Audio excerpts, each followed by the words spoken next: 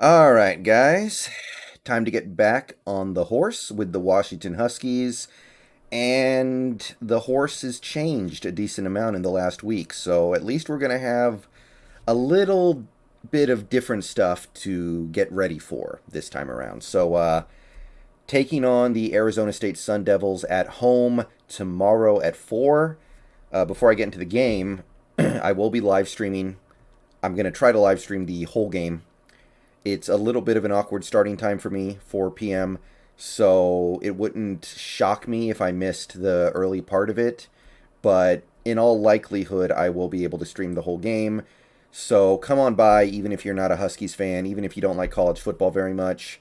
Doesn't really matter. We'll have fun with it. We'll talk about it. I'll be doing rough play by play, and we're going to be talking about what this team shows us in light of some of the recent changes made to the way this team is going to function for at least this week. So, this game, the way I see it, Arizona State is kind of like the Washington Huskies, except they're good.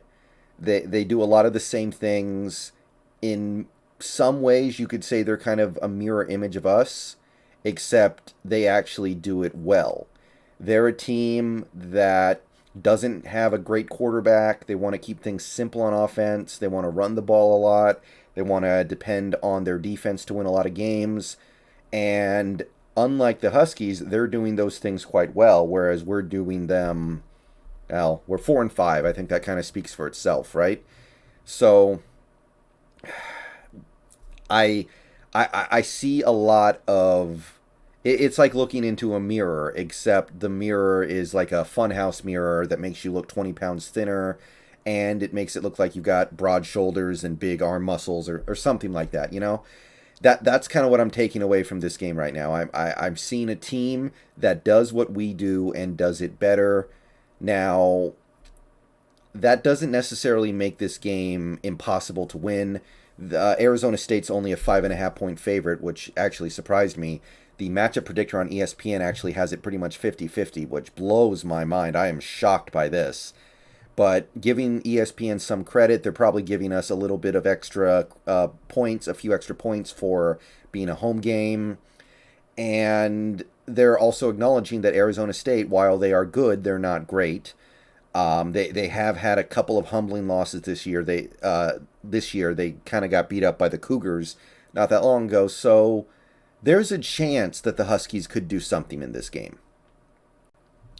But it's not really this game that people are thinking about right now, at least not in terms of what happens on the field. It's going to be the stuff on the sideline that might be a little more compelling because it's going to be the first game after John Donovan got fired. Now, the guy we promoted, I think his name is Junior Adams. I think that's right. A junior something. He probably won't be very good, but it doesn't matter. John Donovan was so bad, you can't really get worse. You can only be as bad, more or less, I think. Even if you have the new guy go out there and he decides, I'm going to pretend we don't have a running back and I'm going to let Dylan Morris throw the ball 70 times, yeah, that's going to be a disaster too, but at least it'll be more entertaining than what I was watching before. So, as far as I'm concerned, you can't really get worse than John Donovan, so I'm happy to see somebody else there. But is Junior likely to be a long term solution there? I don't think so. Is he going to be good? Very much doubt it. But maybe we'll at least be able to exhibit some signs of life for next year's team. There are some players on this team who have shown flashes of good play. Guys like McMillan, guys like Kate Otten, although he won't be here next year, almost certainly. He's almost certainly going to declare, although not really having a good year. We'll see. Um, Guys like Bynum. What can we get out of these guys over these last few games? And hopefully, the new offensive coordinator is more inclined to utilize those guys in his game plan. Like, I know that Kate Otten isn't having a great season individually, but the fact that he's not more involved in these game plans blows my mind. That was our best offensive player going into the season, I think, and he may as well be Will Dissly out there. We just don't get him the ball. And there's also the issue of the head coach spot, and this is maybe even more interesting. Um, Jimmy Lake. I didn't make a video about this, but we decided to suspend him a game for punching a player in the face. And I already kind of commented on that scandal in the John Donovan video. I don't think what he did was that big of a deal. I don't. If I'm being perfectly honest, he hit him in the face mask. Like, you're going to hurt your hand more than you hurt the other dude. It's a little unprofessional and unbecoming of a professional coach. And I don't mind him being disciplined a little bit. I don't think it's that big of a deal. I don't think that it's something that should get you fired. But God, I wish we had just fired him. Would have saved a lot of money. You could have fired him for cause. He would have had to just go away. You wouldn't have had to pay him the rest of his contract. And now, because you've already decided to discipline him in this way, it seems like you're going to end up firing him and eating that contract. That's really all I'm going to say about that part of it. That's really all I got. But as for him not being on the sideline this weekend, I don't know what we're going to get, because you can't really say that Jimmy Lake being there was helping this team do anything of note. The offense was atrocious. The defense was good in terms of points allowed, but they can't stop the run at all.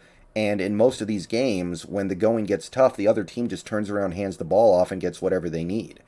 So, to me, I don't see how things can get too much worse. Maybe you can start getting blown out instead of these close games, but honestly, to me, the difference between getting blown out in some of these games and losing them the way they've been losing them, I'm not sure if I'm sweating that part of it so much, because to me, when your run defense is this atrocious, giving up close to 200 yards a game, and that includes games against teams that are bad like Arkansas State, then you're kind of just sort of dooming yourself to an eventual loss. Like, one way or the other, you're eventually probably going to lose that game, or it's going to come down to a couple plays at the very end because you can't stop the run. So, if we can, I don't know how an interim head coach can come in and influence things significantly in 1 week, but I am interested to see what the team does without Jimmy Lake on the sideline, because he's clearly an emotional guy. He's somebody with a lot of energy out there. He's somebody who really tried to motivate the team with his enthusiasm for the game. And this week you might not have that, and I'm interested to see how they respond without him, because hopefully this will be the first look at the Huskies we get long term going forward after this season. Hopefully Jimmy Lake does not return, because I just don't believe that this job is for him. I don't think he's cut out to be a head coach in college football. As for this game, maybe we can keep it close. Maybe we can keep it low scoring. But at the end of the day, Arizona State runs the ball for about 204 yards a game, and we still can't stop the run. So unless that changes, I don't see how we win. Maybe we keep it close, low scoring. Maybe we can get some turnovers. They don't have great quarterback play right now.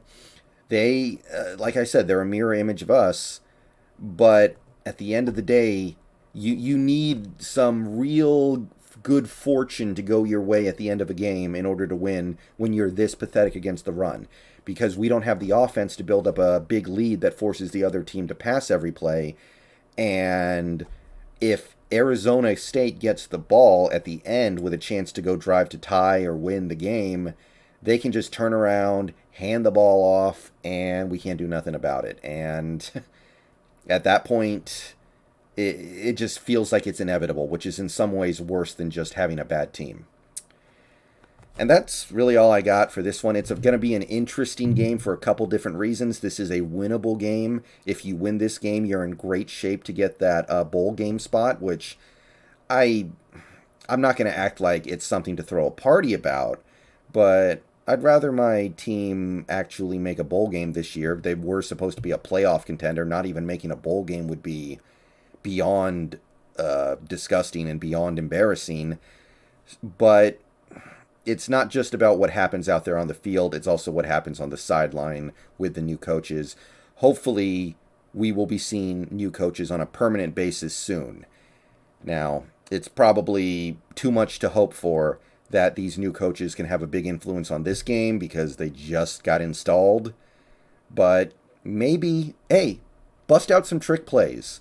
Do what the Lions did a few weeks ago when they played the Rams. Just fake punts. Go for it on fourth down. Run trick plays. Do weird stuff. Even if it doesn't work, then so what? What you were doing before wasn't working either. So, I guess we can root for that.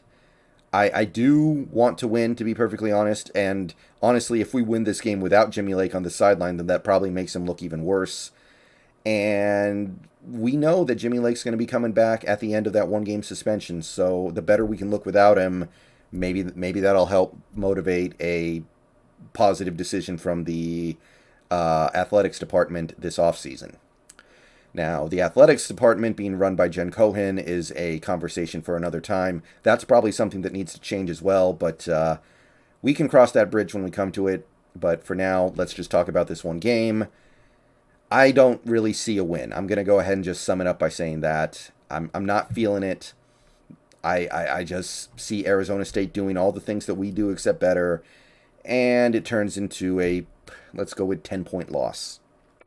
But we will be live streaming. See you guys there. Bow down to Washington. And, hey, if you want to win a game without Jimmy Lake, that might help. That might really help. So this might be the most important game of the season for the Huskies in a weird way. All right, see y'all later.